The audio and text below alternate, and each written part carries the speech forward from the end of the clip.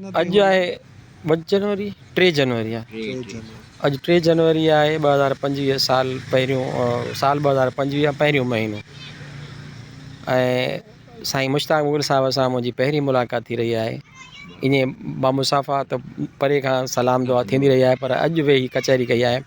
मुश्ताक मुग़ल साहिब जो ताल्लुक़ ब्रॉडकास्टिंग सां आहे, पाण रेडियो सां काफ़ी अरसे खां वाबस्ता आहिनि। साईं सां मुलाक़ात जो इश्तियाक़ तमामु घणो हुयो, पर अॼु साईं मौक़ो ॾिनो आहे मिलण जो। ऐं साईं 16 साल दोशीज़ा वांगुरु माण्हुनि सां मिलंदे शर्माईंदो आहे। हालांकि ब्रॉडकास्टिंग जो माण्हू आहे, रेडियो पाकिस्तान जो माण्हू आहे। रेडियो पाकिस्तान खे इहो एज़ाज़ु हासिलु आहे त रेडियो पाकिस्तान ज़ुबान जी दुरुस्तगी, शाइस्तगी ऐं ख़ूबसूरती जो जे लाइ हिकिड़ो सिख्या घर आहे, हिकिड़ी एकेडमी आहे। ऐं साईं हुन सां तमामु घणो वक़्तु गुज़ारियो आहे। त उन ई बारे में मुख़्तसिर चंद मिंटनि जी साईं सां मुलाक़ात कंदासीं ऐं साईं खां हिकु सुवालु पुछंदासीं। साईं, तव्हां खां बसि पहिरियों सुवालु इहो आहे ॿोलीअ जे बारे में। त तव्हांखे माशाअल्लाह मुताले जो शौक़ु बि आहे, कुझु लिखंदा बि आहियो, तव्हांखे इहो बि एज़ाज़ु आहे। पर असुलु तव्हांजो कमु जेको ब्रॉडकास्टिंग सां हेतिरो वक़्तु तव्हां रेडियो पाकिस्तान ख़ैरपुर सां मुंसलिक रहिया आहियो, त किताबी ॿोली आम ॿोली त असां आम माण्हू उहा आम ई ॿोली थी। उहो माण्हू जेको आहे सो अदबी ॿोली कोन ॻाल्हाईंदो आहे, पर अदब जे हवाले सां जेके माण्हू अॼुकल्ह लिखनि था, नौजवान या पुराणा असां जहिड़ा पोढ़ा बि, त उन्हनि जी ॿोलीअ जे बारे में तव्हांजो छा ख़्यालु आहे त कहिड़े क़िस्म जी ॿोली लिखनि था? असां सां गॾु असांजो दोस्त शाइर ऐं स्टेज जो मदार रमज़ान अब्बासी साहिब बि गॾु आहे।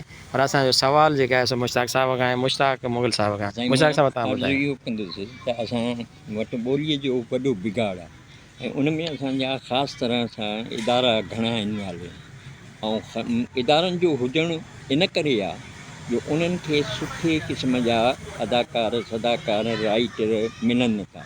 उहो सस्ते में जेके ख़रीद था कनि, उन्हनि जी लैंग्वेज सुठी न आहे या ॿोली सुठी न आहे। असांजा लेखक बि अहिड़े ई क़िस्म जा आहिनि, मुतालियो घटि आहे पर लिखंदा घणो आहे। उन में पोइ ॿोलीअ जो बिगाड़ थींदो आहे।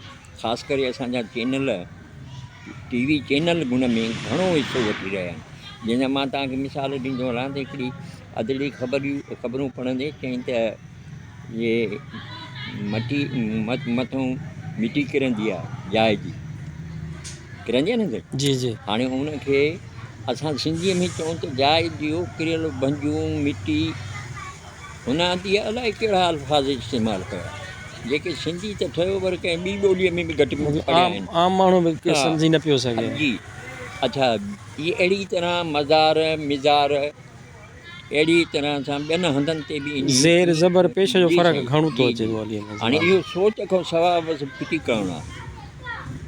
अच्छा, ॿी ॻाल्हि इहा आहे त जेके असांजा राइटर आहिनि, ख़ासि करे चैनलनि में किताबी सूरत में माण्हू हुनजो प्रूफ कढे थो, वरी हुन जूं ग़लतियूं दुरुस्त करे सघे थो, पर चैनल वारनि वटि इहा ॻाल्हि न आहे।